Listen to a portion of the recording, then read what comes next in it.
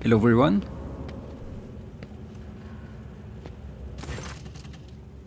Welcome to the kingdom of thieves, killers and smugglers sharing.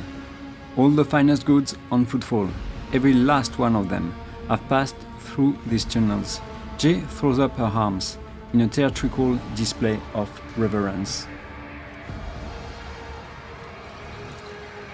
Yet examines the filthy walls and the mounds of refuse. The finest goods on footfall? Does that make this place some sort of monkey trading hall? Really? You cannot tell from Iliad's tone whether she is speaking in jest or genuinely confused. Jay interrupts. I was actually trying to bring a little levity. I wasn't serious describing. As I said before, Falco's jackals are patrolling every nook and cranny of this as-cursed place. See those scumbags over there?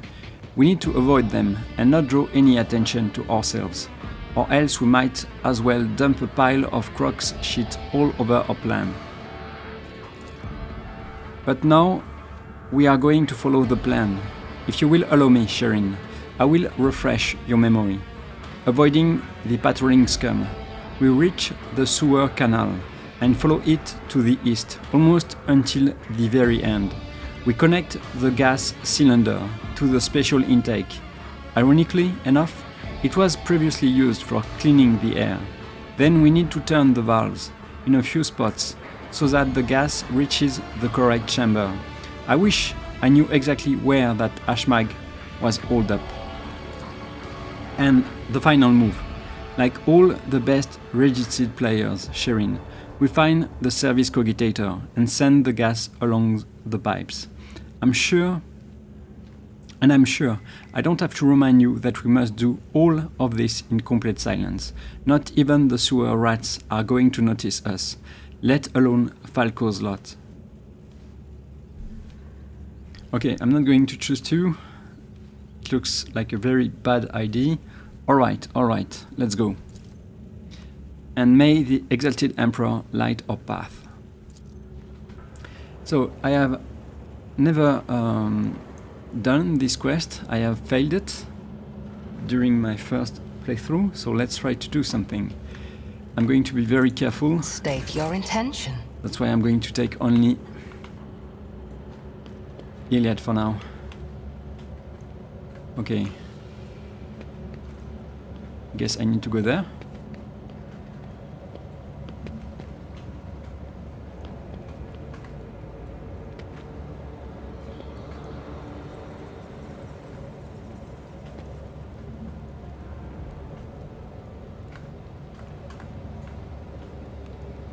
I'm not sure. Do I need to? Yeah, I'm hearing footsteps, so let's see what I can do. Can I kill you? This tedium is beneath me. I hear you moving. No more. I need no farseer to guide my future. So let's continue. Okay, agility. Thy ascension has only Severan. just begun. You come. The world trembles beneath my feet. Okay. Well, I will. Yeah, let's try not to be too greedy.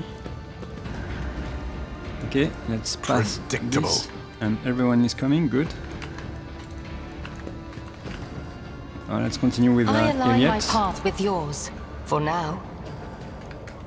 Choose your own path. Okay, choose your own path.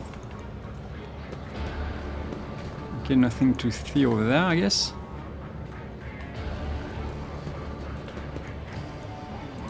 I'm afraid I will find some traps, so I'm being extra careful.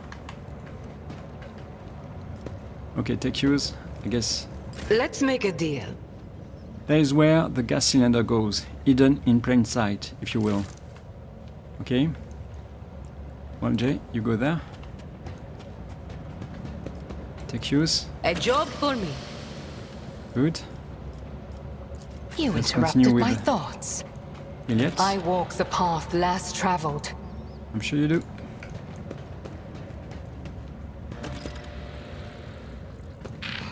Okay, let's open the valve. Okay, let's take everyone and let's go back, I guess. Perfection. Let's see. Okay, Elliot, What is it? let's continue.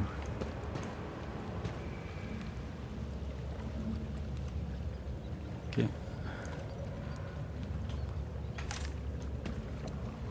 I need to find the answers. okay. What is it? Demolition.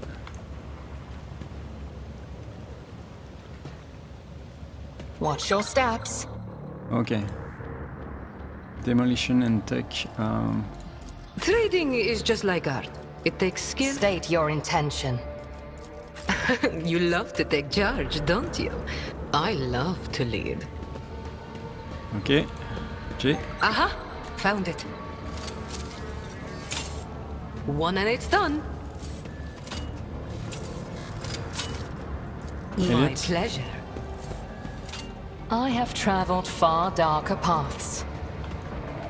I guess there is nothing over there.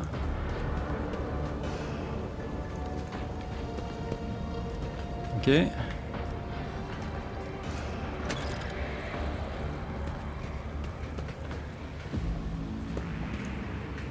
Okay, demolition. Fate beckons me. Okay, this is over there, right? The world will bow. What is it? Nope. Time to leave my mark upon the galaxy. Ruinous favor Brilliant. I prevents. align my path with yours. For now, Okay. I follow my own path. Let me see. Okay.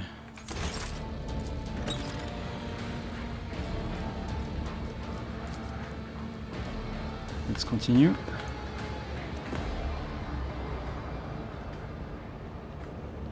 Okay, I'm hoping I will not find another one. Okay. I don't hear anything, any footsteps, so let's continue. Keep a sharp eye. Okay, take You use. interrupted my thoughts. Yeah, you stay here, you stay here. And I am not afraid use. to embrace This is Some for- choose wealth, others prepare power. And me, well, I'm not that picky. I'll take both. Oh, don't you trust me? Let's continue.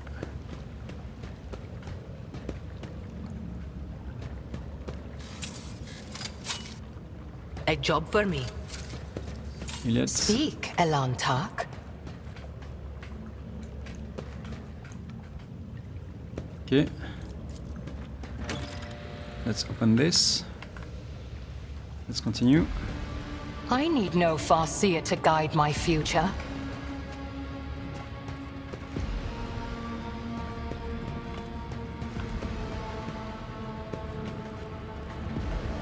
I guess this is okay, right?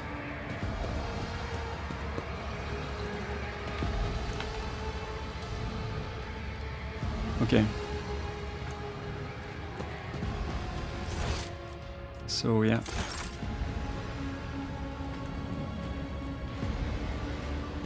Let's continue. I wander through the stars. None are better at searching. Okay. Yeah. I don't hear them, but yeah, they took me. Okay, let's try to kill. Stop trying, monkey. Is he dead?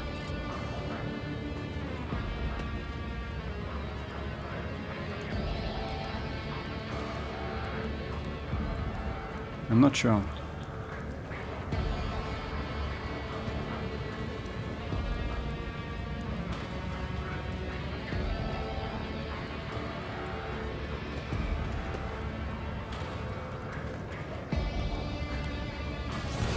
I don't think he is.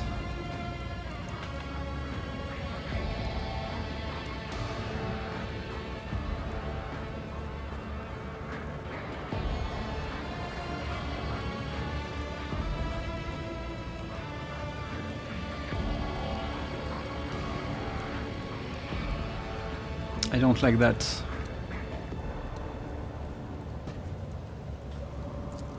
He was dead. Okay. Okay, that's good. What is it? I have no idea. Well, I need to find the answers. I sense something nearby. okay, let's continue. Demolition. Severan. My ascension has only just begun. Where was it? I think it was... Okay. I think this is over there, right? Yeah.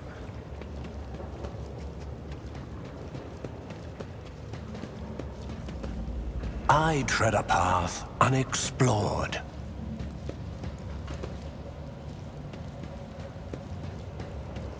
Predictable. I align my path with yours. Okay, let's For continue. now.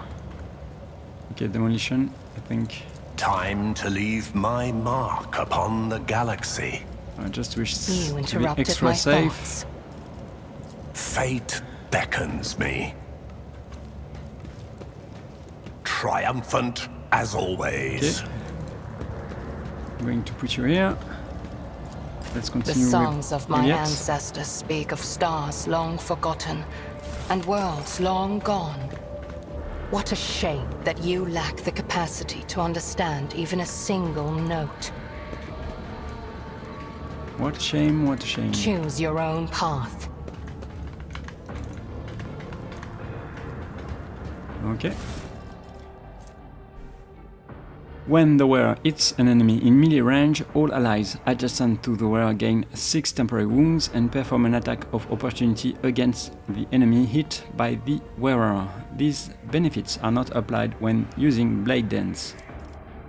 Yeah, I can understand that. Trading is just like art. It takes skill and talent. Okay, let me see something. Now, I don't think I'm going to change that for now. And I wanted to do something. I'm going to give you this one. Yeah, because it's better for you. And I should give you this one too. But maybe not now. Let's continue with Juliet. My path with yours. For now.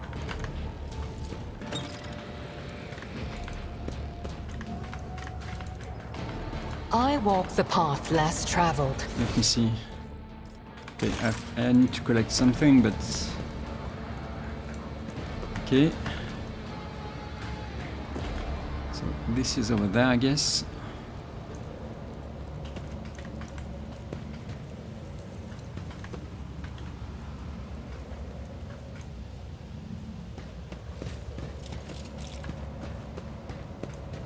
Okay. Take use. Okay.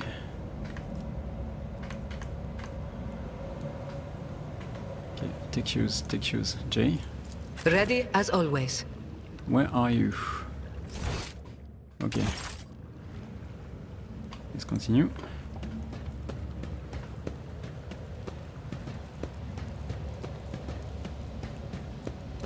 Looking for a hidden cache? Okay, let's go. Okay, someone is over there.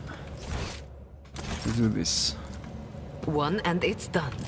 You hear the displeased grumble of drowsy gears from deep inside the cogitator, but the machine spirits obey and awaken the cogitator screen.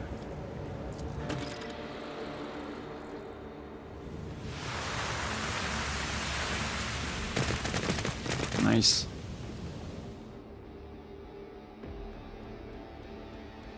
Okay.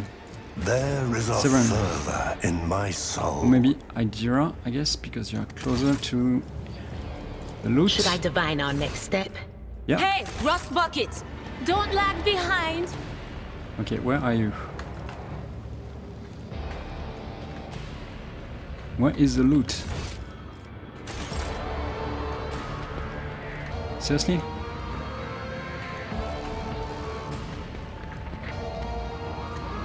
I guess. I don't know where it is. It doesn't matter. Okay. Erin? Let's go.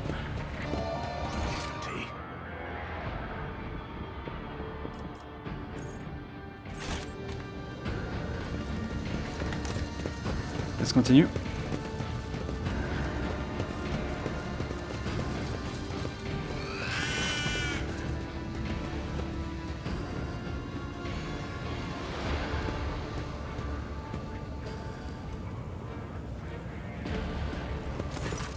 Wake up, Tora. Come on. You bloody Cassia, wake up. Jay shakes the surviving twin by the shoulders.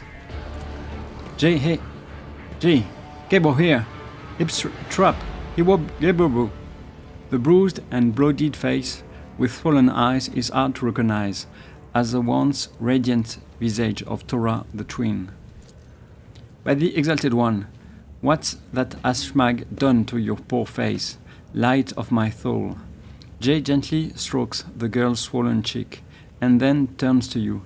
He will die here, like the scum that he is, Sherin. It's what he deserves. She does not seem to be asking you a question.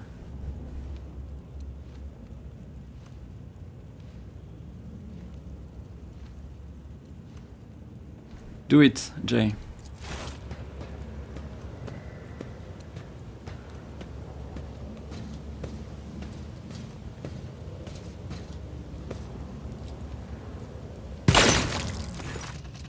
Without another word, the cold trader draws a weapon and carries out your sentence. Oh, it was her sentence. That's my brother, you piece of shit.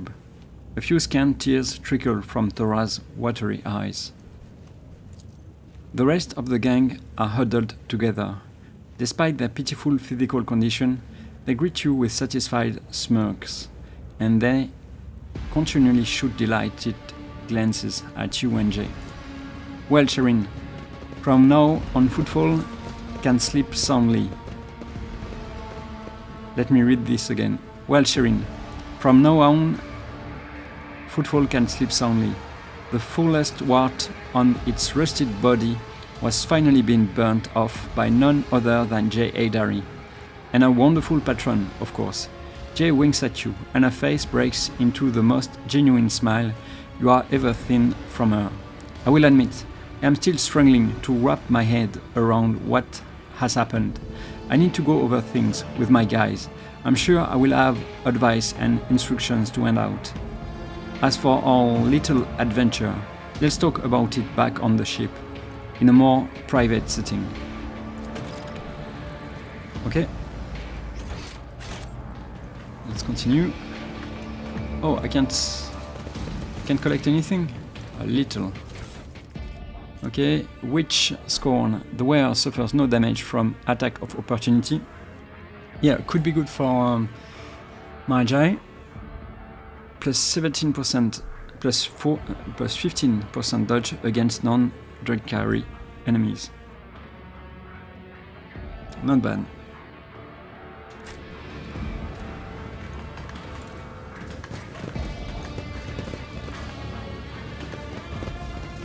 Okay.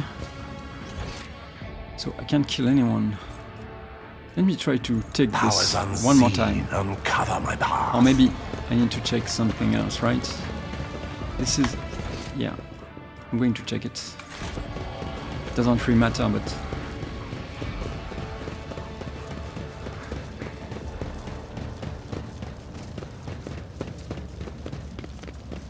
did I miss something?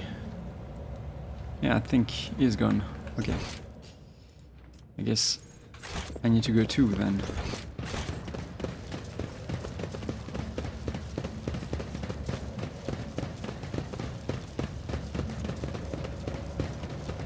Okay, let's continue. The world trembles beneath my feet.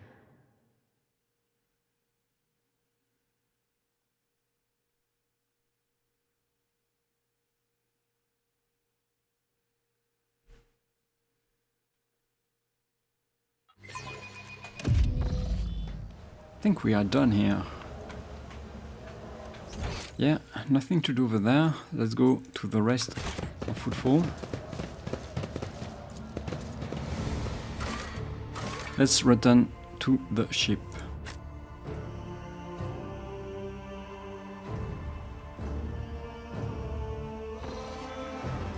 Let's go to the bridge.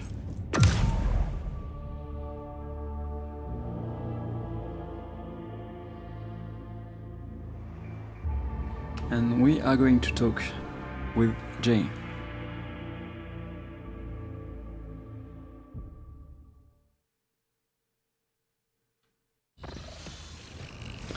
So we need to talk to Jay now. But before that, I think I'm going to level up everyone, and maybe I'm going to choose another item for my rogue trader. Let's see. Yeah, I think I'm going to... Okay. Let's go with this one for now. And I'm also going to level up some of my team members. Okay, so Severan is done. Magi, you need to be level up. So let's do this. We have chosen during the last episode Elusive Shadow. For one round, the assassin becomes the lowest priority target for enemy attacks and gains the elusive effect, which lasts until the assassin attacks. Okay. And we are going to choose Create an Opening. If an enemy suffers a critical hit from one of the assassin's allies at the start of the assassin's turn, a new opening is created on that enemy, on whichever side is closest to the assassin. And we are going to choose Prey on the Weak. While Magi is bleeding, every kill he makes grants him a stacking +5 bonus to weapon skill and ballistic skill. This is going to hurt, obviously. Ulfar. We have chosen before Devastating Attack, and we are going to choose Breaking Attack. Devastating Attack also reduces the target's armor by 7% and toughness by 10%. Until the end of combat. Does not stack. Okay, let's go with this one. And we are going to choose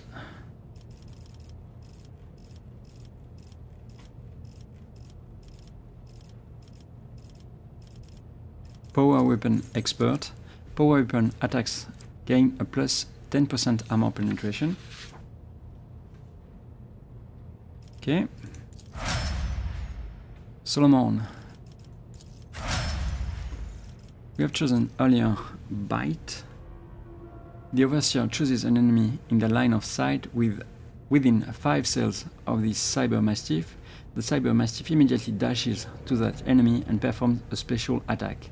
The target suffers double rending damage and must pass a toughness resistance test with a -40 penalty or fall prone for 1 round.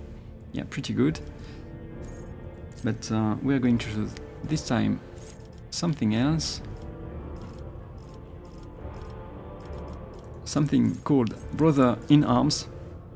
Each ally within a 3-cell radius around the familiar has their resolve increased by 2. And okay, let me read this again. Each ally within a 3-cell radius around the familiar has their resolve increased by 2. Good. And we are going to choose No Heresy. Imperial World characters gain +10% critical hit chance and +10% armor against Xenos or demonic creatures. Their allies gain half the bonuses of No Heresy. However, Imperial World characters Lore Xenos and Lore Warp are always 0. Okay, this is okay.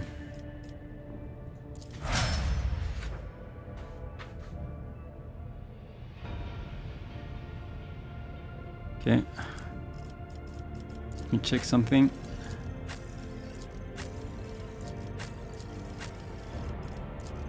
Okay. Ajira, it's done.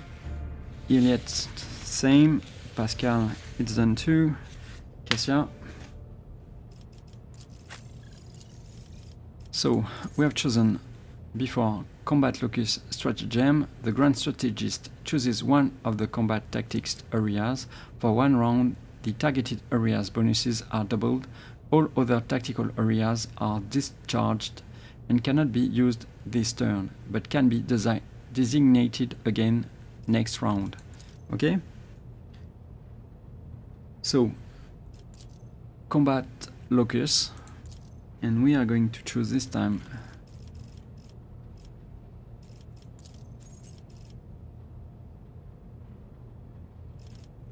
let's see,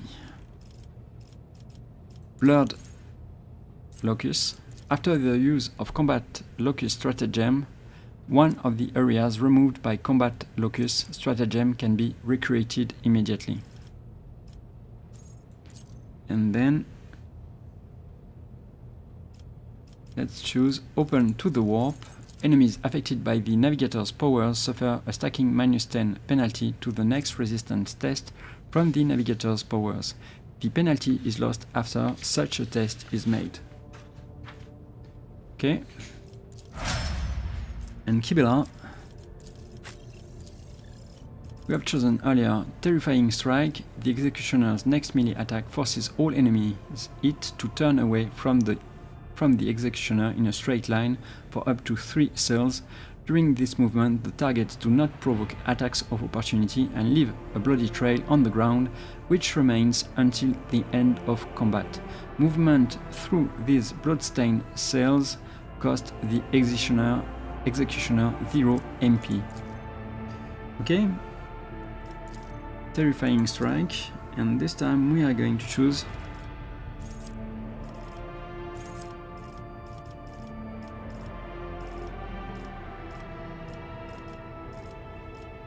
Unbearable Presence. Targets of Terrifying Strike now make a willpower resistance test with a -14 penalty. If failed, they provoke attacks of opportunity from the Executioner's allies during the forced movement. Pretty good. So, Unbearable Presence with Open the Veins. A creature with the Bloodblessed or Bloodstain effect gains +1 stack of this effect whenever bleeding, burning, or toxin is inflicted on it. Pretty good. Okay. And now we are ready to talk to Jay, I guess. Oh, I hope we are. Okay, let's see.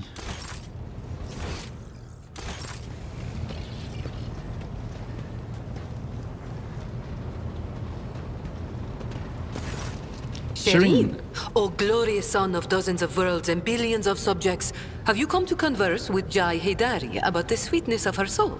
Or do you wish to speak to a trade representative of the Imperium? Well, does the guise of one of the most powerful people in the Expanse suit me? I would like to see the real you as often as possible. You sure about that, my lord? That can be arranged. Oh my, I beg your forgiveness, Shireen. I'm pretty sure the real me would earn herself a one-way trip to the airlock before the end of her first watch. Jay puts her fists on her hips and clucks her tongue, the very picture of a guards woman. How is your gang faring, Jay? Like you need to ask, Shireen. These Ashmags and Kashas are tenacious. They lick their wounds faster than the Ajji themselves. Tora finally got an implant for her jaw. Now she can speak properly instead of braying like a toothless donkey. She's been recruiting strapping guys and gals too, because Falco called Arex. May the Ajji savage the soul of that interstellar piranha. You said you wanted to reflect on what has happened. Oh yes, Shireen. And here is what I think. Since the day we first met, I have been tossed about like a boat in a storm. Battered, dashed against the rocks, lashed by the waves. And then I was flung onto the shore, and a fabulous gift washed up beside me. A precious pearl of the deep. The Mercatum Tabula Officiale. Jay pauses to catch a breath. And it was not fate or the glitter of golden bubbles that steered me on that voyage. Oh no. I realized the power of those who hide in the blinding light of luminaries such as yourself, Sherin. The power that lies in being a shadow that upholds order and light by skirting around antiquated laws. I will become that shadow, Sherin. Perhaps I will even be your shadow. Not another pawn of the Casbalica mission, but a shadow baron of the Expanse in my own right. A power far more imperious and formidable than any penny-pinching steward. A Shadow Baron? It never hurts to acquire such an ally. Then it is decided. Starting today, I will sail toward the future I choose. What a thrill it will be to ride the waves wherever they want to take me. Jay's communication device lights up, indicating an incoming message.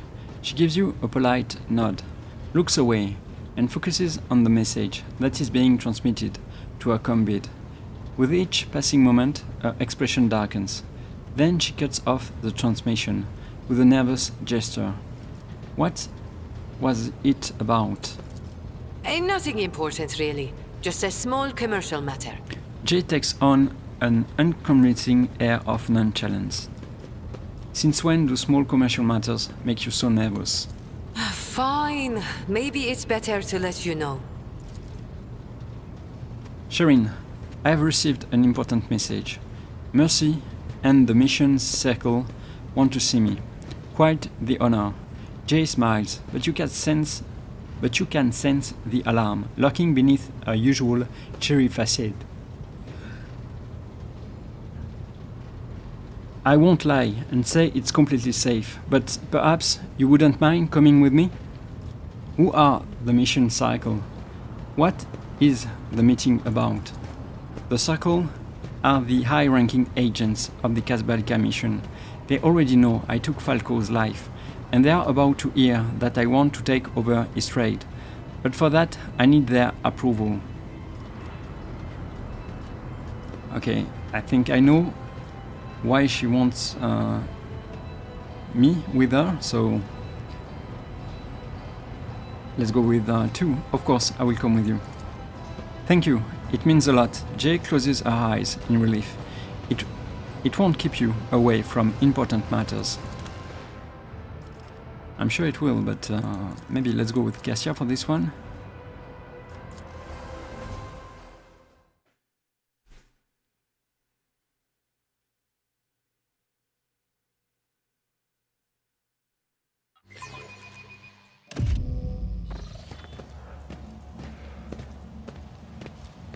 Okay, Cassia is not here.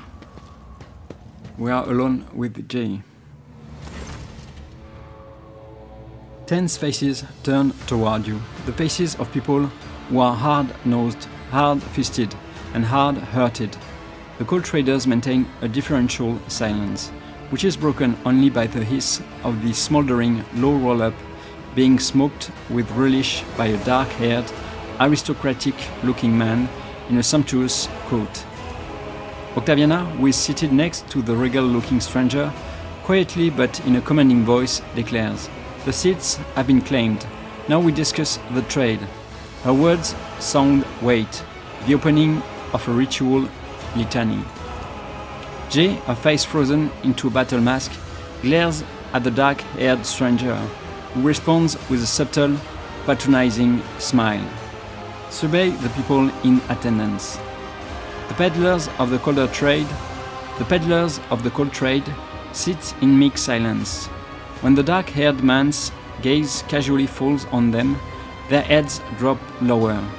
Jay, with her chin raised, seems to be the only refutation of this man's absolute superiority, but her strained expression makes it clear that she is not unaffected by his presence either.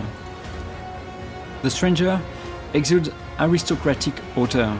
He takes drags of the fragrant law with visible gusto, his fingers idly playing with a button on his jacket, and from time to time smiling enigmatically at his own thoughts.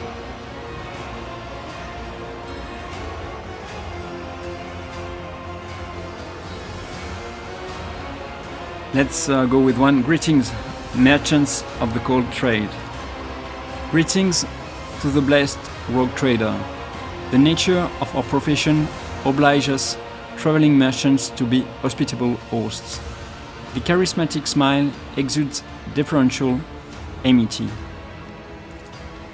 Quiet vox to you all, Chegnars. Quiet vox to you, Master Mercy.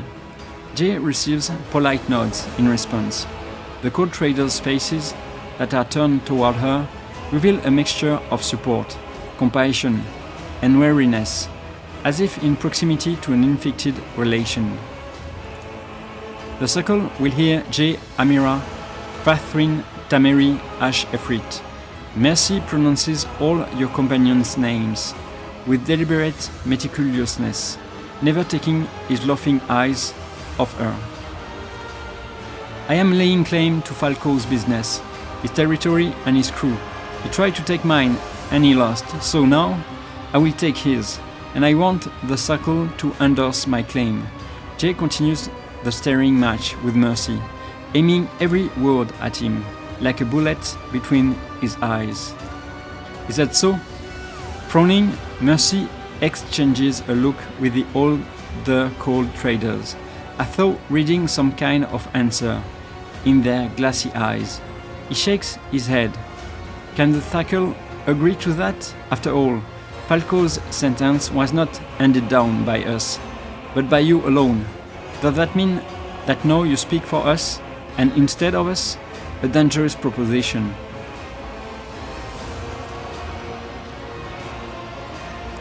Okay, let's go with 2, I guess. This is a coin toss.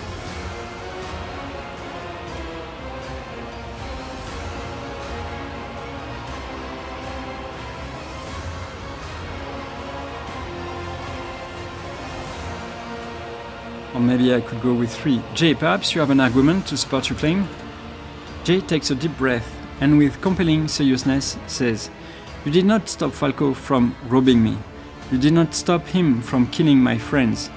Has the cycle voted for my removal? Not as far as I know. Either you admit that you allowed Falco to break the rules, or you have to act like they still matter.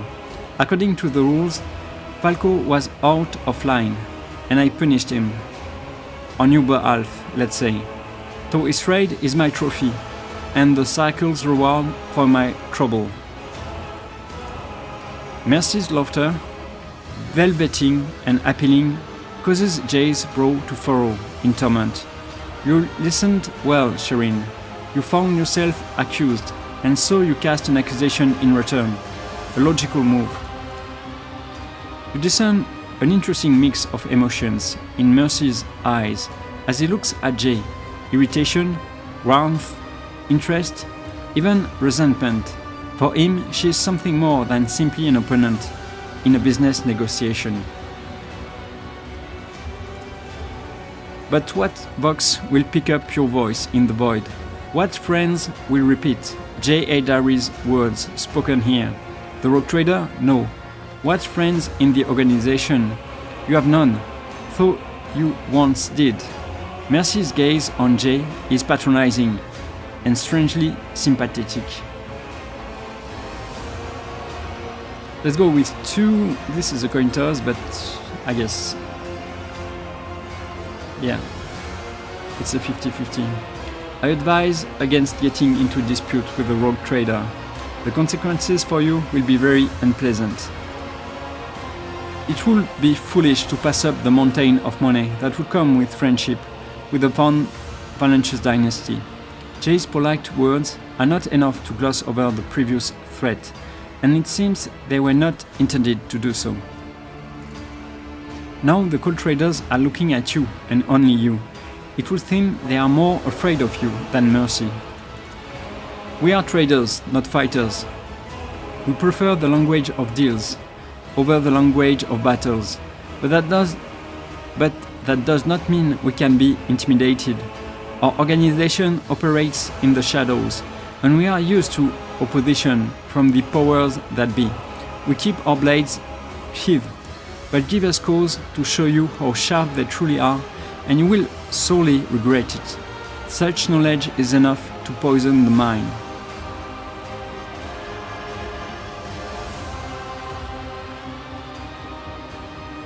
Lower your voice. Jay, if you want to get what is rightfully yours, now is the time to show your teeth. Jay's reply is a whispered warning. Only if I'm going to think them into his throat. Otherwise, he will pull my teeth and keep them as trophies. Trust me, mercy is the vengeful sort. Okay, let's go with commerce, I guess. I am certain that Jay's management of Falco's assets will be more profitable for the Casbalika. Falco was sloppy, and he paid too much attention to. Jay shoots Mercy a sardonic smile. Side projects. My network of contacts is larger, and my patron is more powerful. Another venomous smile. I guarantee that revenue will increase by at least a third. The cold traders stare at Mercy, their faces giving nothing away. It seems they have ears for only one voice now. Money can buy a new head to replace one that is full of bullets. You are asking us to set a dangerous precedent. You are putting a bejeweled grenade in our hands, Sherin. You do not fail to notice the way Jay's shoulders shudder at Mercy's last word.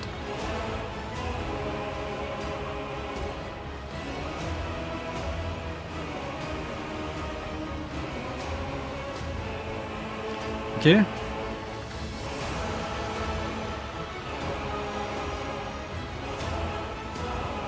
Let's go with 2. Octaviana, now is the time to remember your fondness for Jay, if you do indeed have any. Casting your eyes down and pointedly not looking at Jay, Octaviana grimly states, "My power is power that was given to me by the organization. Following the rules is my payment for that power." Smiling smugly, Mercy addresses Jay silkily. "You remembered the rules once too. I trust that with sage guidance we can refresh your memory and revive your fidelity to our laws." Perhaps one of the senior traders wishes to say their piece, or is he the only one who gets to speak around here? Mercy casts a genial look over the cold traders. "I am the most senior ranking person here, your lordship. Didn't you explain this to your companion, Jay? The smuggler's given name rolls off Mercy's tongue with easy familiarity. And if you are so concerned with showing respect for seniority, you will be comforted to know that I have held my position far longer than you have yours. In the eyes of the mission, we are tools, carefully selected and arranged. One may be employed for their craft and acquisition of profit, another for protection and bloodshed. I am used for dispute resolution and oversight, and for bloodshed, though only on rare occasions. As such, no other voice but mine will sound in your ears."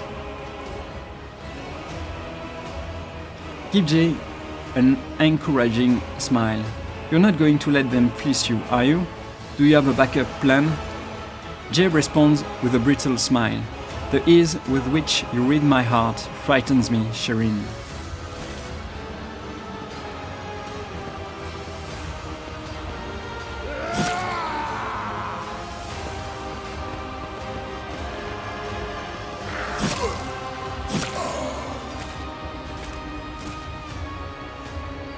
The crashing sounds of doors being kicked in and screams fill the rooms. The sharp tongue of burning Fisseline hangs in the air. The cold traders freeze, giving the barrels pointed at them their full attention. An old familiar expression appears on Jay's face. the look of a satisfied predator. Merci, do you remember what you always scolded me for? You are too quick to deny the thought that you might deserve something, Sherin. That's what you said. Thank you for the lesson. This time I will not be humble. Falco's contracts are mine. Falco's crew is mine. Speak up if you disagree. The rest of you, at ease. Only short and bloody thongs are born to the sound of weapon fire. You think you can force? The whistle of the bullet that flies just past Mercy's ear makes him swallow the rest of his florid speech. There is the Jay I remember, the one who first joined my retinue. Breaking through the avalanche of the past that was covering my grave was not easy, Sherin, but I have reason.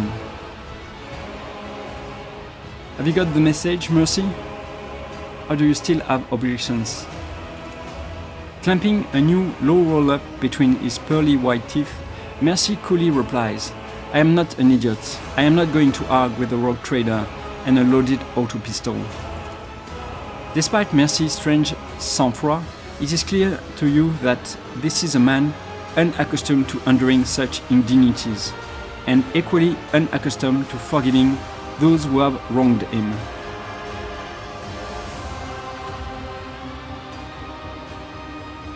Okay, so he needs to disappear, that's for sure, but first maybe I can try this one.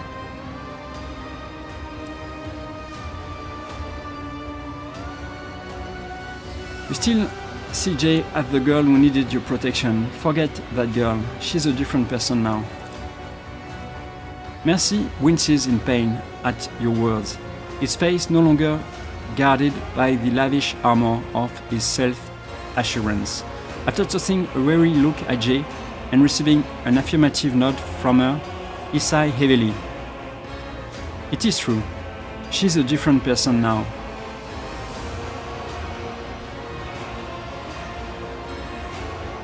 I passed the test, okay? Pretty good. I do believe we can consider this meeting closed. Any objections? Don't think so. Our trading is concluded. The circle will not obstruct J. Edari's claim.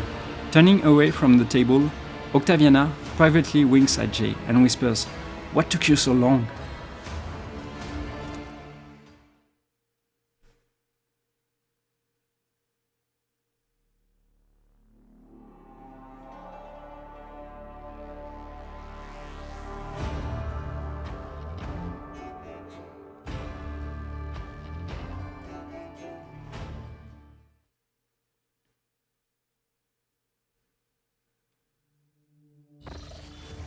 Okay, we are back. I guess this is it's time to do some trading again, you could say.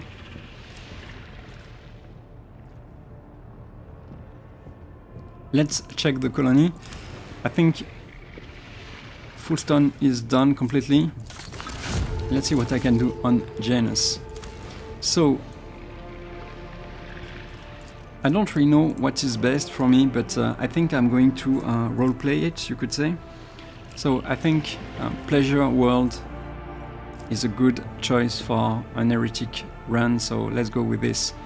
Janus orbit is swarming with a fleet of refugees. Welcoming the commoners will be pointless, but the rogue trader could offer refuge to the aristocrats and turn Janus into a world of blessed respite for them, gaining powerful allies as a result. And this is a good weapon, a really good one. So I could choose this one because it's okay, I guess, or even this one because this one is even better, I guess, for the end game. But do I really need it? I don't think so. Let's try to use this one, Watcher from Above. Okay, let's go with Dargonis. So on Dargonis, same, I think I'm going to choose the one that is best for an heretic. So Society of Cartographers, you gain reputation from the with the Imperial Navy and this weapon. It's a good one, but it's not the best one for an heretic, I think. This one is the best. Since Dagonus is an educated world, it is the right place to establish a secret librarium where scholars of the arcane will be free to share their knowledge and delve into the forbidden. And you gain Echo of Victory, and this one could be good for Ulfar, for example, or Ulfar or Solomon. And I don't need the Casbalika mission reputation, but let's go with this. Okay. Everything else is done, I think. Let's check Vibos. So on Vibos, what can I do? Okay, so I think I'm going to choose. I could choose this one, but I think I wanted to choose this one. I don't remember why. I think it's a good one for an heretic also. Raider base could be another possibility, but I think I want to choose this one. Vibos 6 is the far reach of the expanse. Many influential people seeking refuge from the law and faith would pay well if one were to turn this world into a suitable sanctuary.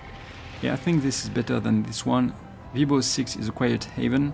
If the rogue trader permits pirate squadrons to use it as a safe staging ground for their raids, it will become known as the Pirate King of the Expanse. It's not bad too, but I think I'm going to go with this one. Yeah, I prefer this one. Okay.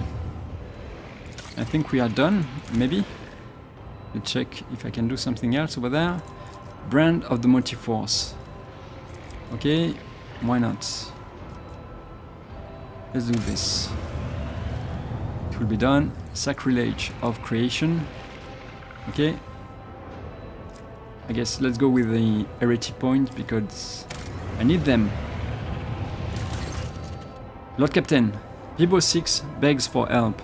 Something terrible prows the planet, searching for a way to wipe out the planet's inhabitants. Victims died in small groups at first, so they dismissed it as simple accidents. A poisoning, a crashed transport, a fire. But the death toll has started to rise, and explaining everything as mere coincidence is no longer an option. The enemy appears to be testing out different methods of killing your subjects, like it's looking for the most efficient way to murder as many of them at once as possible. Or picked traps sometimes catch sight of a blurry, dark shadow walking among the people, but no one has actually seen it with their own eyes. What kind of accidents are happening there? Various sorts of mechanical failures, ventilation systems emitting substances that have no business being there, auspexes registering spikes of radiation, maintenance systems shutting down for no apparent reason. It all resembles examination experiments, with your sevens playing the role of test subject. Any ideas? The art of hunting relies on the art of hiding. You cannot see your target, then make it so the target cannot see you. Deceive its senses and seize your advantage. A predator walks among your people? Well, then it's time we became predators ourselves. Your sevens can see it and don't know where its lair lies, but I will tell you how to find it. You need to spark the beast's curiosity, leave something it craves out in the open, and mark it so that you can track the beast as it's carrying the bait away in its jaws. That is how we hunt cunning prey on Fenris. Ha! You call it your enemy, but you are mere pests in its eyes. This isn't war, this is extermination. You are a nuisance, and that is your asset. Understand what it is you do that vexes it so much, and you will understand how to drive it mad. All that will be left then is to lay a trap. Okay? Well, I'm going to choose Iliad. Iliad makes a good point. Find some effective disguise against our foe and wait for it to strike. May the hunters find patience. The colony's wardens experimented with several means of disguise, but did eventually succeed in hiding themselves from the eyes of their mysterious foe. The warden, whose unfortunate lot it was to keep watch inside of an air purifier, spotted a strange shadow right between the working mechanisms and the lid cover. The enemy had grown careless and finally revealed itself. The brave warden raised the alarm, wounded the creature, and fell in battle, but his comrades managed to chase the beast away. Cornered in its den, the monster fought its final battle and was slain. It was a terrifying Xenos with a metallic skeletal body and a single emerald eye. Its lair turned out to be a crypt-like chamber, and beneath it was an entire fortress buried in stone. The walls were covered in glyphs similar to the mysterious patterns that the mad convicts had been drawing. The chamber also contained the dissected remains of the missing miners. The Omniscia's servants studied the bodies, the crypt, and the Xenos corpse, hypothesizing that the inhuman belonged to a caste of sages. Among its kind, it had remained in stasis for ages, untold, but had recently been awakened, either by the mining efforts or the explosions caused by the Drukhari invaders. After killing everyone who had approached its lair, the creature tried to wake its brethren, but millennia of tectonic shifts had crushed the underground fortress. The creature was alone. Ancient Xeno mechanism. Whenever the wearer ends their turn, they deal 6 energy damage with 35 armor penetration to all adjacent creatures. If the number of damaged creatures exceeds 4, the wearer suffers the staggered effect. Okay, not too bad. It's based on intelligence. Okay. Let's continue. The fearsome insects, the ones that assailed the colony, were the only tool the Xenos had left, so it chose to lie in wait. But when the heretics of the Final Dawn sabotaged the fortress reactor in their attempts to destroy the planet, the Xenos grew restless and started searching for a way to exterminate the humans. Now the last Xenos survivor was dead, and so was its entire race, or at least so prayed every denizen of Vibos 6. Okay, let me see if I can do something else. Extratium Metallica. Is it interesting? I don't really know.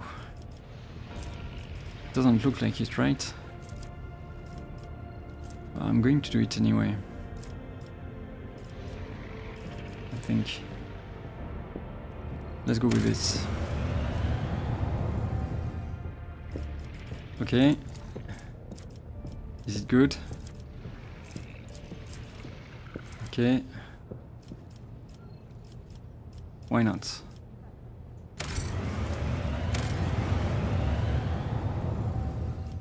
Okay, it's not necessary, but at least Vibo 6 is completely done.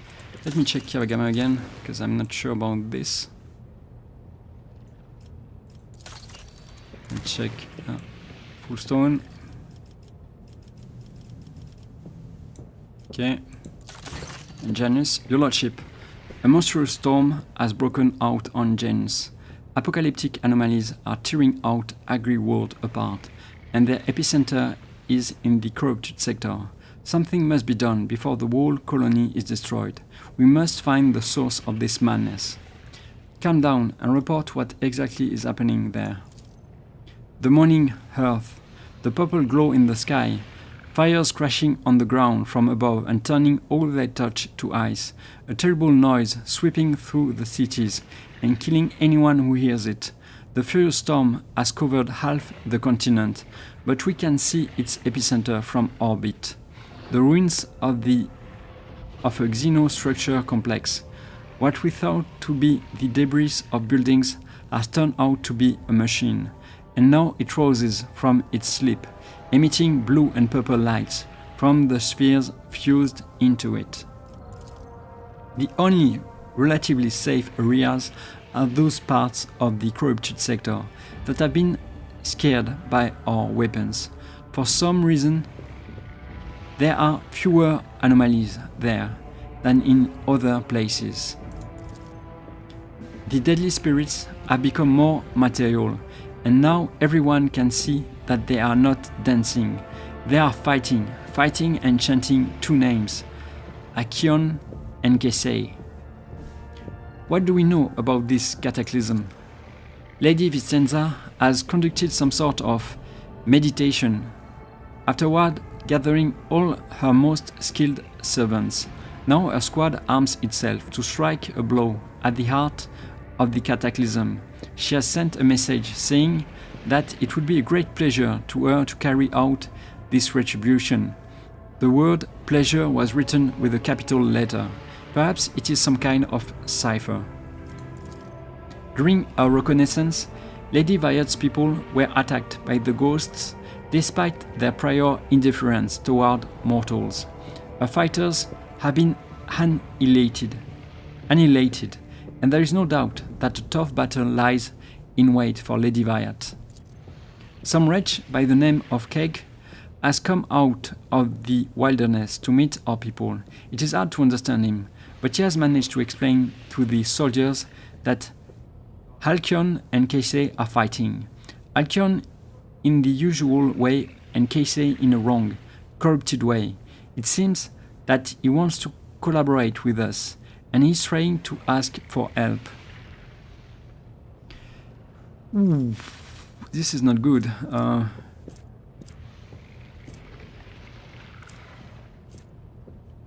Idira, what is this low warp? Come on. Let's go with have this wretch, Keg, lead my soldiers into the forest. We are ready to cooperate. The escort squad reports that the mutant has not deceived them, from what they can tell, and that their route is clear of anomalies. Our people have reached the Xenos ruins that once served as either a palace or a gargantuan machine. They have encountered an extremely high concentration of spirits. It appears the spirits are fighting among themselves, with two particularly vivid ghostly figures among them. One of these prominent spirits radiates blue light and seems to be clad in Eldari armor. The other is engulfed in purple flames and clad in a Xenos ceremonial raiment. They utter sounds reminiscent of Eldari speech, but any attempts to translate them have proved unsuccessful thus far. It's an old dialect from a time before the fall. Order your warriors to aid the spirits, weathered in blue. It fights for the Lilithan's purity against the despicable sorcery. Even an echo of the spirit's voice is enough to understand that its cause is just. I can teach your people how to explain to the blue spirits that they are not their enemy. Okay, let me read this again.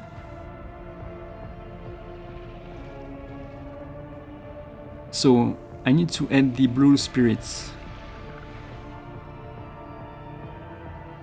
Do I want to do that? So strange it is to hear the words of our ancestors, those who witnessed the apex of our glory. I find myself rather enjoying the words of the spirit clad in purple. That one is a master of the lights, a commanding prince of wisdom, so much more compelling than the pompous blue-flamed fool. Have your servants support the purple-sheathed one, and I will tell them the right words to stop the purple phantoms from slaughtering them. Interesting. What does it matter what those spirits are babbling about? They both must be slain, Eidfather. Turn to your warriors and inspire them to fight for their home to the very last. They have already made sacrifices to get this far, so remind them what those sacrifices were for.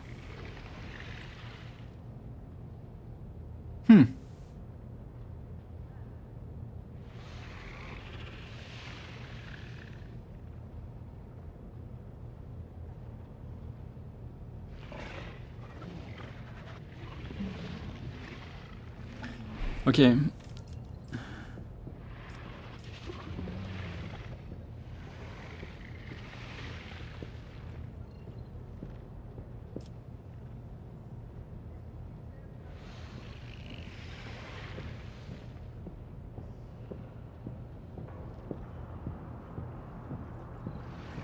I think I'm going to follow Magi advice, because this is an heretic run, so yeah, I'm curious about it. My people will enter the fray on the side of the purple spirits. Magi, see to it that they come to an understanding with the phantoms.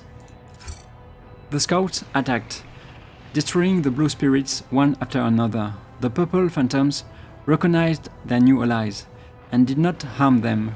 Once the battle was over, the regal spirits, swathed in purple radiance, reached out the scouts south, granting them visions. The planet, which was inhabited by Eldari prior to the fall, at some point became one of the many theaters of the war between sensual excess, the dogma that reigned over the Xenos of that time, and ascetic self-restraint. A local ruler, Cassia, who was enlightened and wise, yet susceptible to depravity. In his desire to transfer his soul to another form of existence, he created a mechanism that would let him take over the bodies and minds of all his people. One of the ruler's bodyguards, named Halcyon, rose against the tyrant, and mortality wounded him, but could not stop him from merging with the machine. Halcyon then gave his life to bind his own spirit to the device and continue fighting therein. This tragic conflict marked the end of all Eldari on the planet, but preserved an echo of their souls and those of their leaders. Lilithans calm.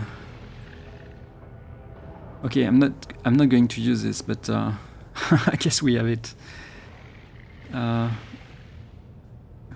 Additional hit chance, okay. Burning, not bad, but yeah, nobody's going to use this, I think.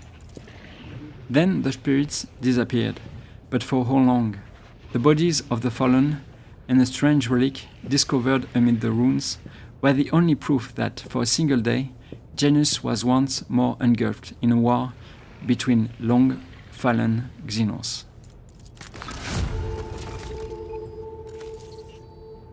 Okay, I think this is all for Janus, right? And same, we are done with the colony. But I need to go to Janus and Dargonis. Okay, let's see what I can do with my equipment. What do I have now? I don't think I'm going to use this one, but maybe this one. What do you have?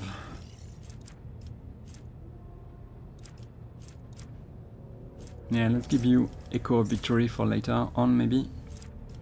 And I want to try something with Jay, because Jay is going to go... Jay now is going to be in front, so with this, I think a parry is going to be crazy good. Yeah. This is really good. The wielder of this sword gains plus 25 bonus to dodge and plus 25 bonus to parry.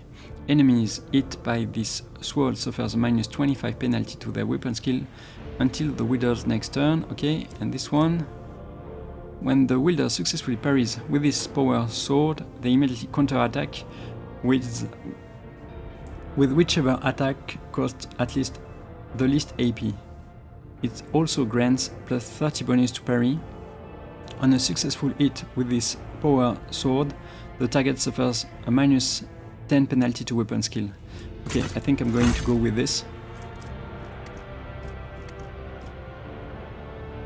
When I am ending a turn, I will choose this one, and I think this is a play.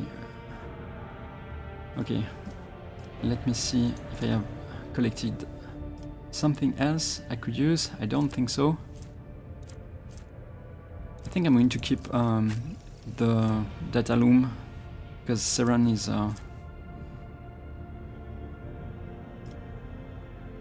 is making enough damage as it is, so don't really need to push it.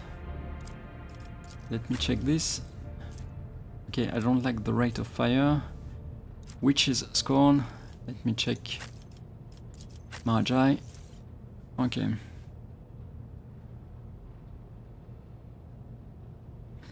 Could be good, but I'm not going to use it for now at least. The power of burning effect inflicted by the wearer is increased by 1 for each enemy affected by the wearer's area attacks until the end of combat. I don't care.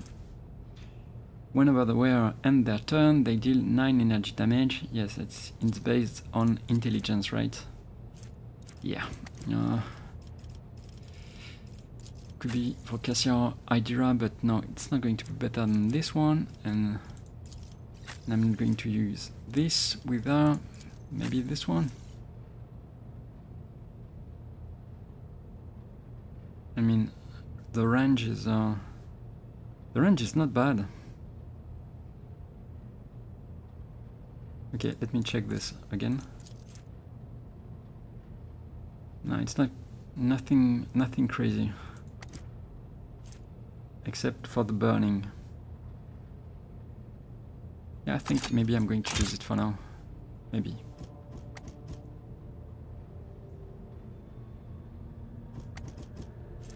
Okay. The target must pass an agility resistance test or become slowed until the end of combat. Attacks with this weapon always score critical hit against slowed targets. Yeah. But this is yeah. 36 ultra, 30 dodge reduction. Yeah, it's not bad. Okay, let's continue. So let me check. J, it's done. I'm going to sell a few things quickly. Let's sell this. Let me check. Yeah, I can sell this. Oldest to newest, I guess. I'm going to sell the axe. The autogun, I guess, too.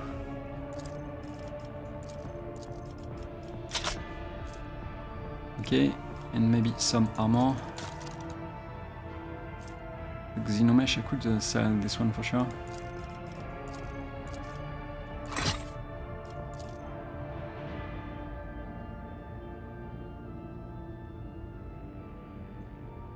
Okay.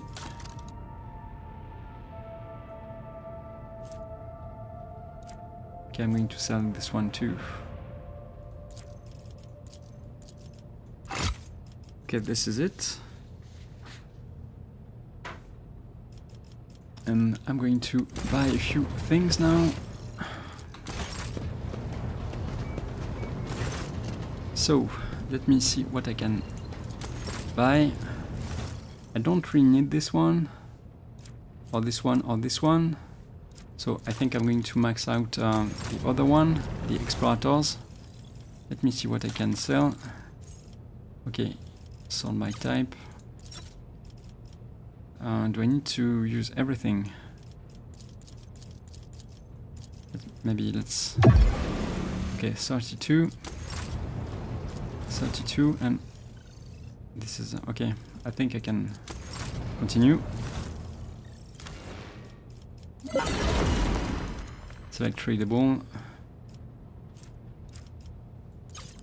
Okay, let's do it. Okay. And I think this one is really good for Idira, maybe for Ulfar, but the rest is not crazy good, so... Okay, let's see. So what is new? Abelard. I guess you could have this one, but I think I have even a better one. I think I'm going to choose the hammer because of the range of the hammer with the Thunder Slam. Attacks with this hammer always critical hit against stun and prone targets. The critical damage is increased by 80%. Pretty good. Okay, so this one, I think this is going to be for Solomon. Modified Breacher's Armor. The wearer gains +5 temporary wounds for each of their allies at full wounds at the start of the wearer's turn. Yeah, not bad. Let's go with this. I don't think this is interesting. Elder Flow. I guess this is for you. The wearer's first attack during the first round of combat costs 0 AP. Whenever the wearer attacks an enemy and triggers an exploit with this attack, the triggered effect is calculated as if this enemy had a +1 additional exploit. Okay, this is good.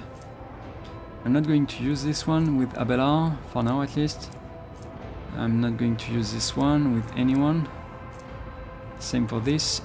Portable Defector. The wearer always auto-dodge the first hit from each attacker on the battlefield. No, I don't need this. And this... Okay, yeah. Abelard, you can use it. This is better.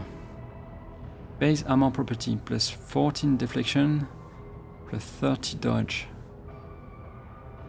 No, I prefer strength with him. And long glass. No one is... I mean, this is not going to be better for you. Yeah, and you can use it, of course. Now, I don't want to give you this one, so we are done. We are done. I think I need to talk to Nomos. Let me check. So, yeah, we need to wait for Calcazar's summons. We need to do this quest, but we also have to do the incident, the blood ties. We need to visit Dargonus. Okay, we have this quest with Idira. Shards of the Tempest. Magi desires to meet with a group of Kabbalites of the Riving Tempest who are likely to be banished from Komorag. The former dragon insists on personally dealing with those he used to command. Okay, a new event for Kibela and the Call of the Age. Okay. Okay, let's continue. Let's talk to Nomos. The massive figure of the Malatek Asclepius is frozen before the cogitator in a praying pose. Without raising his head, he addresses you. I salute the ruler of this ship. I see you have found your great spirit, Asclepius. I have found a miracle and the end of my worldly road. I have never seen and never will see anything more meaningful than the spirit of Nomos. In the face of its multitude, we are all nothing but the fixed values of an erroneous function. What have you been doing, Nomos? We have been studying and observing and helping the ship when we can. So many mechanisms, they would have suffered without our input. I must take my leave. The cybergaggle's gaze tracks you as you walk away from the cogitator. Okay, I guess there's nothing to do with Nomos anymore.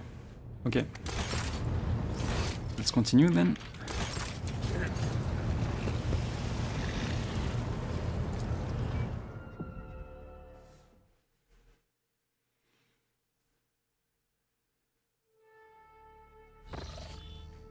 Let's see where we can go.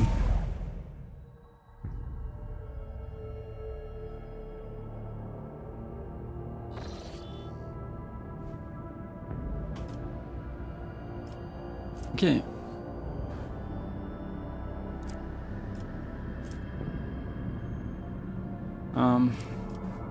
We're not going to go to the Imperium. Not now. Okay, a rare find. Let me check. Vigdis has reported that a pirate Vox cast was intercepted recently. Apparently, one of the planets in the cradle of Kepri holds something quite valuable. Well, I guess we need to go there then. What is it? Okay, and this one, suspicious ships, okay? Let's go over there first. Lord Captain, reporting. Shortly before our departure from Footfall, a group of messengers in luxurious garbs delivered a strongbox and several chests bearing the insignia of House Orselio to the ship. I suppose the use of gold-clad servants instead of servitors was an extravagant attempt by the navigators to draw the attention of the rogue trader. Holy gifts, good. Considering the incident on the capital world, the enforcer officers checked the Navis nobility gifts thrice. I am pleased to report that none of them threaten your Lady Cassia's or the crew's well-being. Having said that, a closer examination of the strongbox by the tech adepts revealed a data slate with a vid message addressed personally to you, alongside some kind of encrypted data. We dared not touch them without your instructions. What vid message? Show me. As you command, Lord Captain. Vigdis issues several orders, and the vid screen of your personal cogitator springs to life. The machine innards, rumbling unhappily. Rogue Trader, a familiar piercing voice comes from the cogitator's Vox system, and you see a bloated face with sagging skin and a gaping hole where the nose should be. We, great regents Aronto Orselio, send greetings and hope this message finds you in a good health. I spared great regent Aronto's life while passing judgment on the navigators of House Orselio. House Orselio will soon hold a grand council within the Palace of Atlas, the holy relic that connects all navigators of our house. This meeting will take place not in the physical world, but in the world of thoughts, dreams and visions. It is the only way to avoid bloodshed and decide the fate of the sacred child at last.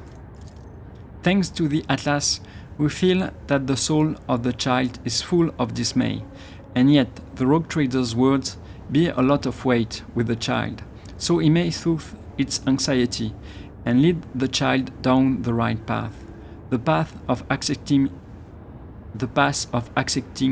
its duty before the house and ascending the novator's throne. I hope you consider my offer, Severan von Manenchus, but for it is in your power to not only strengthen the bond between our dynasties, but multiply your riches at the same time. The gifts accompanying this message are but an insignificant part of the great regent's gratitude. May the God Emperor protect us all. The vid screen shuts down, and the Vox Master breaks the silence. I am told the message has been relayed to your cogitator, Lord Captain. I hope the data did not get corrupted during the playback or delivery. Decode the encryption hidden in the data slate. Yes, Lord Captain. Vigdis falls silent, and the Vox transmission fills with scratchings of a cogita quill and rattling of papers. A messenger servo-skull has been sent to the Omnissiah servants compartment. Once the data has been decrypted, I will notify you immediately. This will be all for now. God Emperor protects, Lord Captain. Lord Captain, Big Dis, Vox distorted voice, sounds even more mechanical and detached than normal. The Lady Navigator has been waiting for you on the bridge for half a watch cycle now. You see, because of her presence, the officers, she clears her throat. I believe Lady Cassia wishes to speak about something very important. Her unease is spreading to those around her. Okay, we need to go.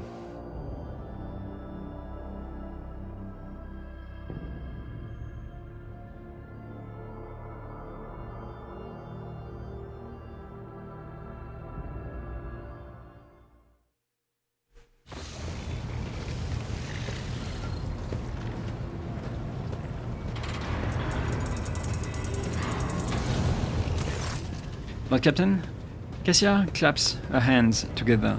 You can sense an air of cold fullness about her. We must speak, now.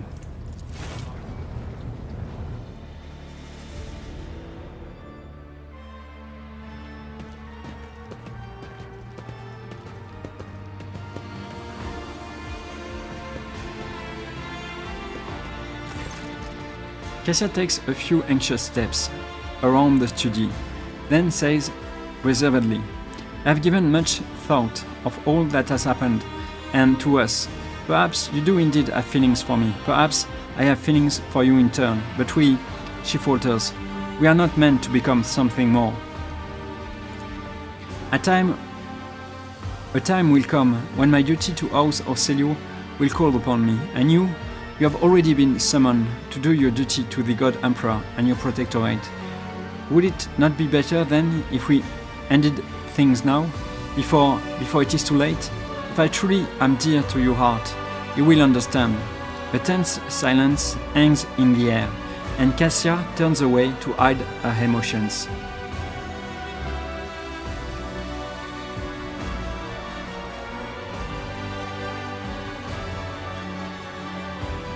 Okay, let me see.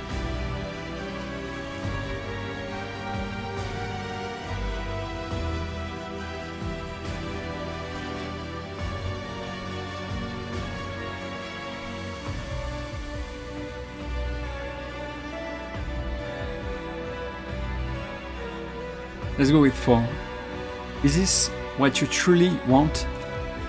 Cassia trembles, opens her mouth, and even moves her lips, but the words refuse to come out. This I have said so already.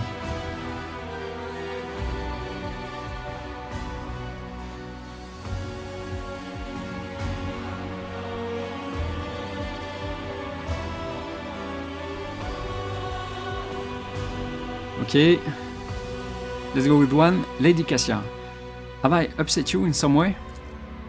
No, that's not it, I just... Well, Severan is toying with her, so... Let's go with 1 again. Have I not been convincing enough in expressing my feelings to you? Please, that is not what I meant.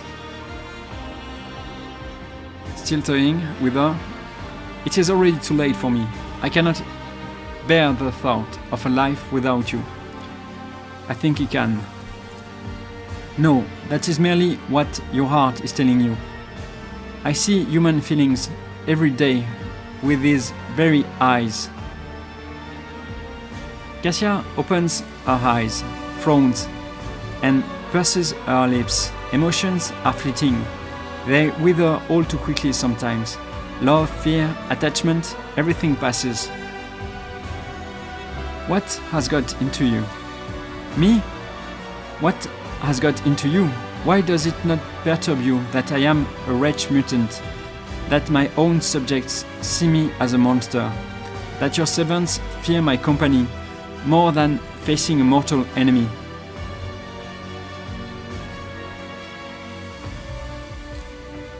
This time he is not lying. It saddens me that you cannot see your own gracefulness and beauty. People go mad when I am near, they die. I could kill you by accident. Severan could kill her by accident. I could have died a great many times. And yet here I am, standing before you. Is all this just a lark to you?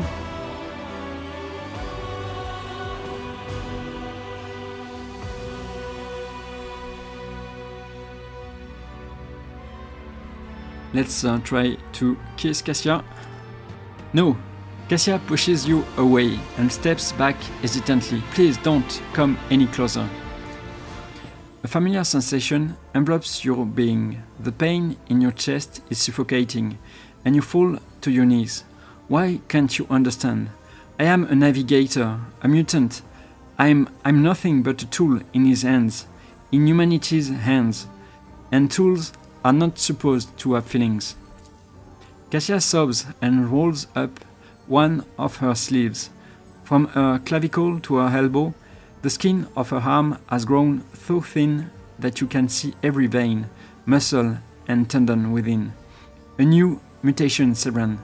Just like that, in the middle of the latest warp jump. And this body will go through even more ghastly changes in the future. I don't want you to see what I become. I don't want to see you grow to loathe my hideousness. Yeah, she's mutating because she's doing the warp jumps. So Severan is really not a good influence on her.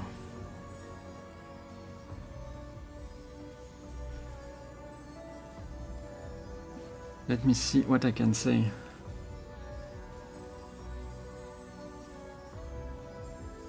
In that case, is it really wise to waste time on preludes and quarrels? Let us instead cherish the here and now, for as long as the stars allow us. The here and now. Cassia smiles and unconsciously steps closer to you. Do you truly believe in these words of yours, Severan?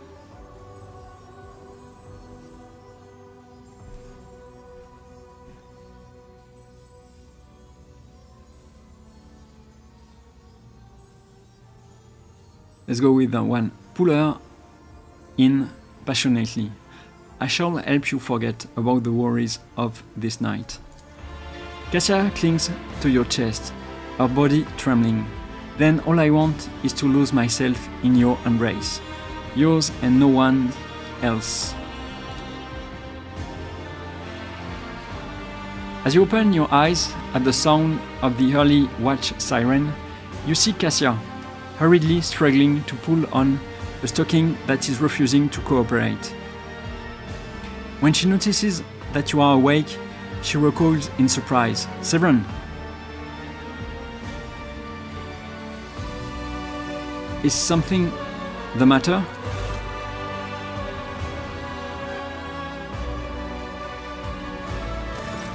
Cassia hurries away, but turns around as she reaches the door. I don't want to doubt, Severan, and I still love you with all my heart, but I need time to reflect on this. Time and your patience. That's all I ask. I hope you understand.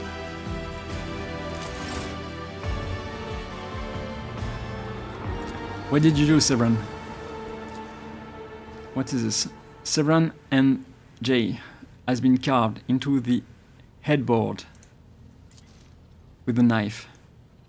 Maybe she has seen this. I don't know. Or maybe she has seen the dark room over there. Could also be a possibility. I think I have reached, Zealot, thanks to the colony. So let's see if we can do something over there. The heavy altar looks ancient and out of place in your chambers. Faint whispers surround you as you approach. Pray to the gods of the warp. As soon as you utter the first words of prayer, you sense someone's close attention from beyond the edge of reality. Dark flames fill your soul, and inspired thoughts burgeon in your mind. So we gain again the abyssal boon. And that's it, I guess. Let's continue. I think it's time to take a shower. perform your ablutions.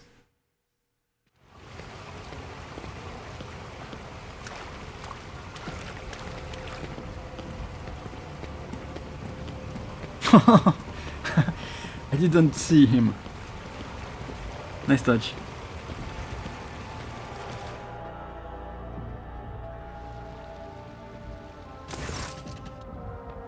The thin water caresses your senses, and your grateful muscles welcome the chance to rest.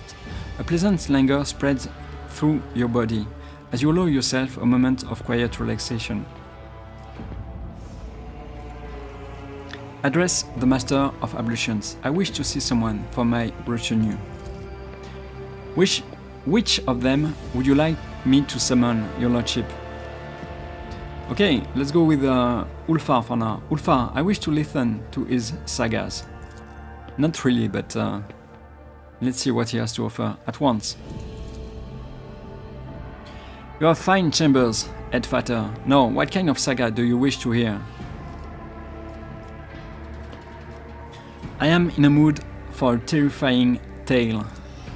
Once, when I was young, a foul sorcerer bewitched me in battle. It made me sow my own brothers as warp spawn, and I attacked them. Good was my fortune that our leader made short work of the scum before I could harm any of my brothers. And great was my honor when I realized what I had nearly done. And great was my horror when I realized what I had nearly done. Foams the mouth of the spellbound runt, biting the flesh of prey misperceived. The sorcerer's grief will forever remember the pup scared by brotherly blood, all but spilt. Okay, let's see. I want something amusing. Once my brothers and I clashed with a throng of orcs. On the 5th day of the fray, Brother Harad skewered one of the meaty bastards with his chainsword. On his sword, and his sword got struck.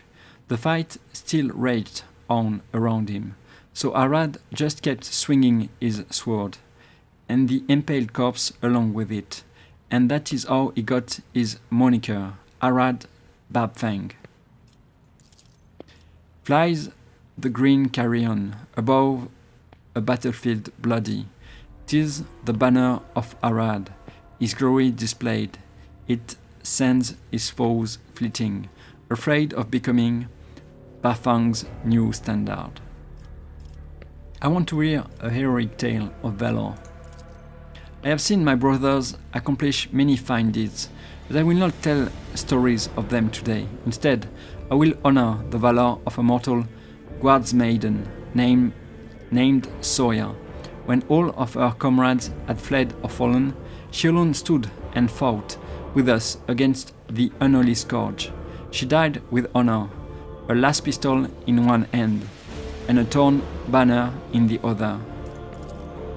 Fragile is the human form that stands with the Astartes, yet those with heart aflame a hero's honored place will claim, beside the All-Father's children. That will be all. Until next time, Headfater. You are alone once more. The Master of Ablution stands by at the ready, patiently awaiting your command. Finish your ablution. You feel revitalized. This was truly an experience worthy of a rogue trader.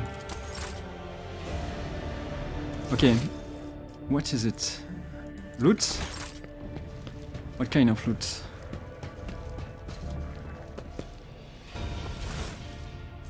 Okay, standard issue monitorum saber shovel. Okay.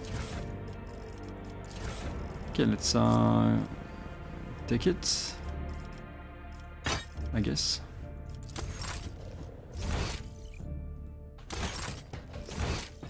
Maybe. Let's take another buff. Would you care for a cup of freshly brewed recaf, my celestial lord?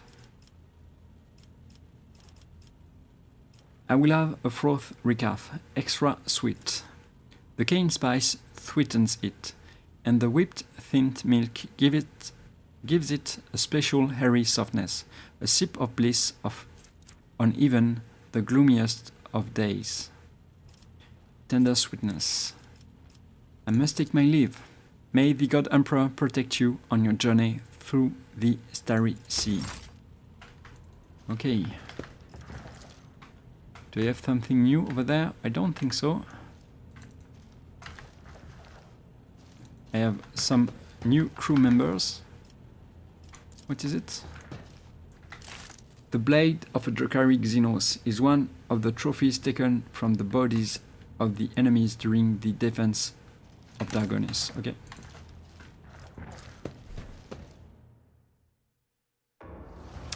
Okay, I think this is time to check my ship because I don't really know what I have. Okay, protection, not bad.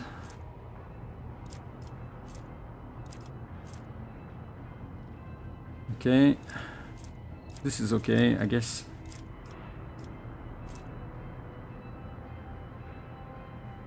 I guess I could do this. Okay. Can I do something else? I don't think so, right? Let's continue. Let me check what I can do over there. The incident. Okay, it is time to discuss the findings and discoveries with the very entity that asked the rogue trader for help in the first place. But I tried to talk to Nomos. He didn't want to talk to me, so I can try to do it again, but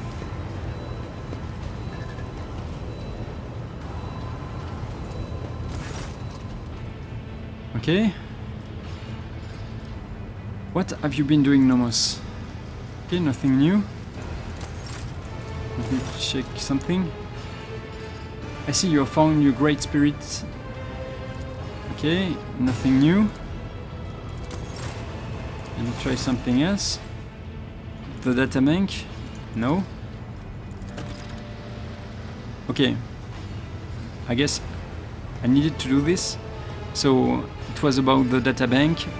The unblinking gaze of the servitor gargoyle is fixed on you. Nomos are here. What do you want to talk about? You read the data bank recovered from Theodora's cache, and then you said the incident marked the beginning of Nomos. What did you mean by that? Yes, Nomos, remember. You brought us data sustenance, and it contained a name, Epitaph. We recognized it. No, not like that. In that name, we recognized the place where Nomos originate. Nomos suddenly falls silent. Symbols race chaotically across the screens of the huge cogitator, and you hear an almost human groan come from the depth of the machine. Nomos understand, realize, comprehend themselves. For a moment there is a silence, broken only by the moans of the huge machine, and then the cyber gargoyle begins to speak, and with it the other servitors, chosen by Nomos. We have analyzed the data with which you sated us, and we have recreated the sequence of events. First, there was Epitaph. It is a world, but it is merely a case, a container, for something we cannot name and cannot understand. Theodora and the ship have been to that place.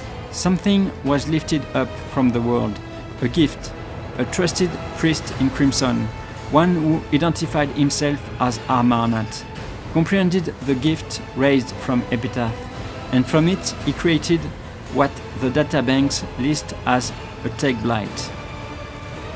But that is not how Nomos came into being. We were not invented. We were not freed. We came into being by accident.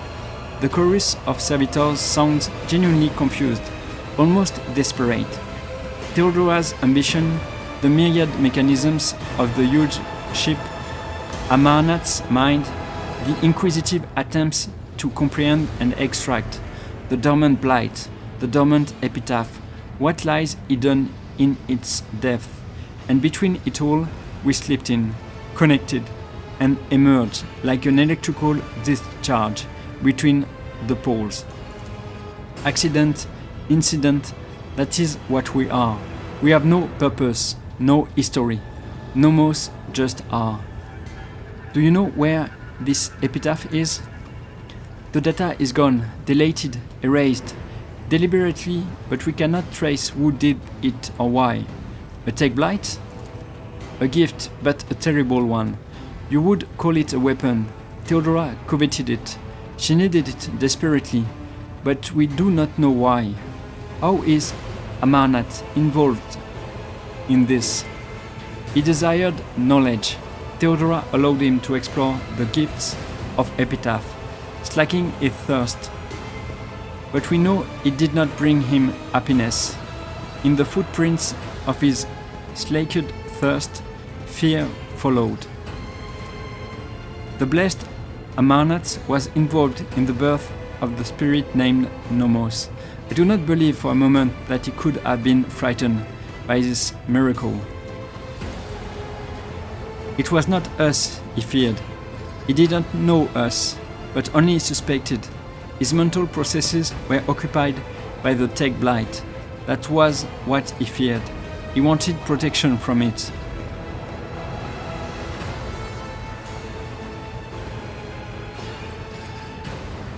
Okay, the ship was on Epitaph.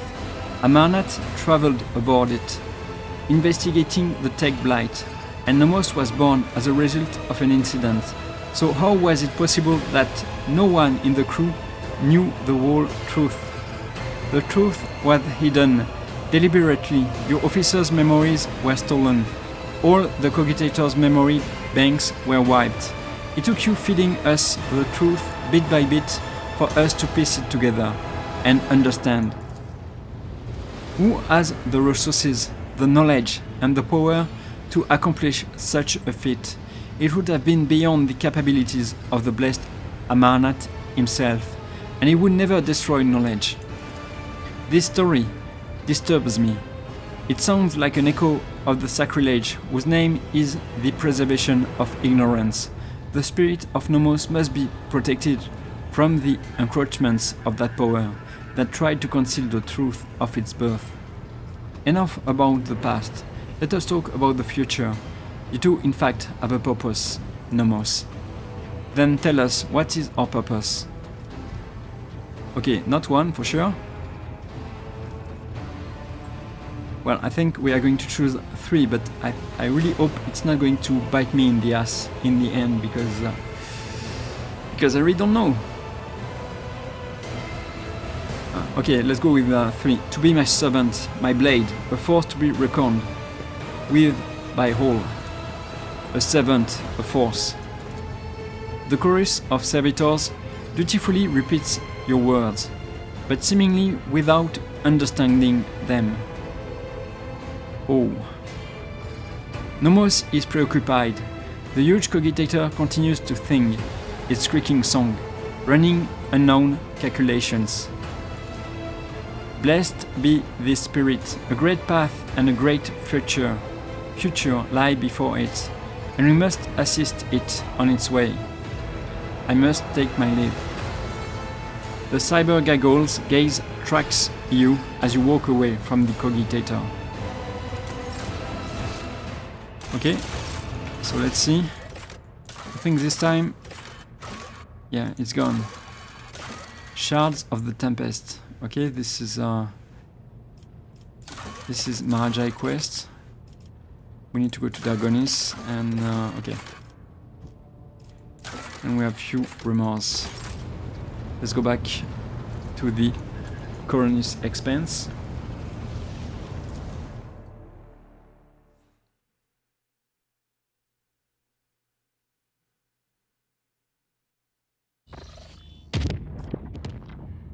Okay, let's okay, nothing to see I guess over there, or let me check. No, not on Fullstone. Let's go over there. Cradle of Capri.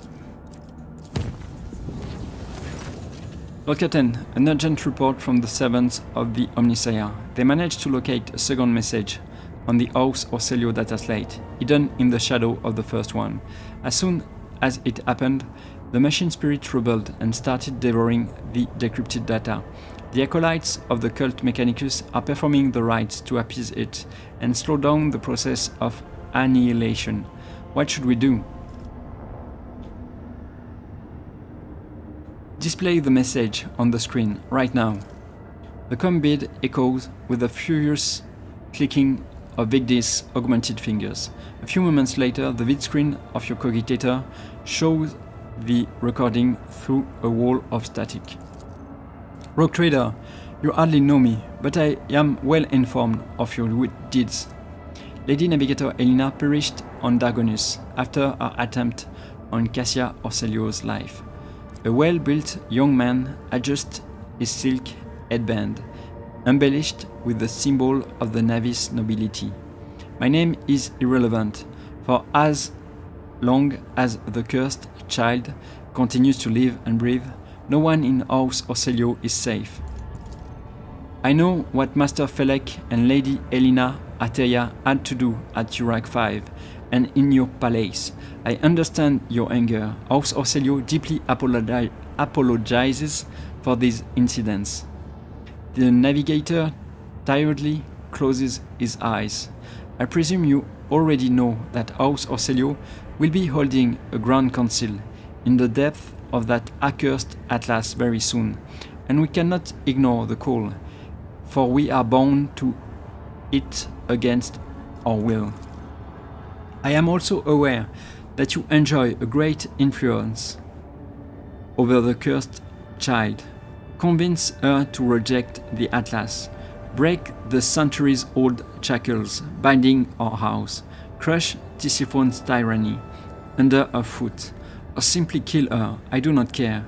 I am not going to lie. We are unlikely to become good friends, but House Orselio values true allies like no other. The true House Orselio, that is, and not these lunatic zealots of the Regent. To assure you of my sincerity, I shall be the first to extend my hand in a gesture of goodwill, a gratuitous gift to the von Valentius dynasty. You will find it in the rays of Marcianus, an emerald clutched in the storm's embrace. The vid recording cuts short, and you hear the Vox Master's voice in your com bid. I am very sorry, Lord Captain. The servants of the Omnisaia could no longer restrain the machine spirit's hunger. I hope you were able to see the vid's message through to the end. The war jump passed without incident for everyone except the crew members on bridge duty. For the duration of the voyage, they heard laughter. It seemed to come from outside, through the airtight seal of the ship's massive windows. The laughter went on and on. The ship left the hostile Imatium and returned to real space. Okay, let's visit the place.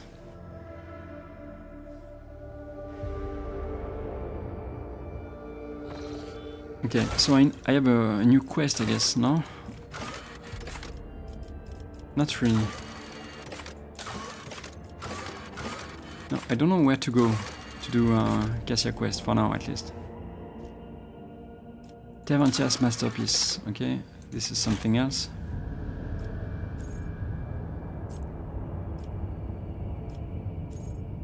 Okay, let's do everything, I guess.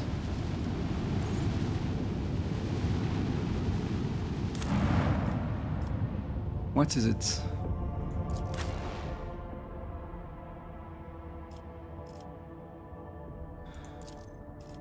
Well. Pascal? Let's go with Pascal. Smuggler hideout.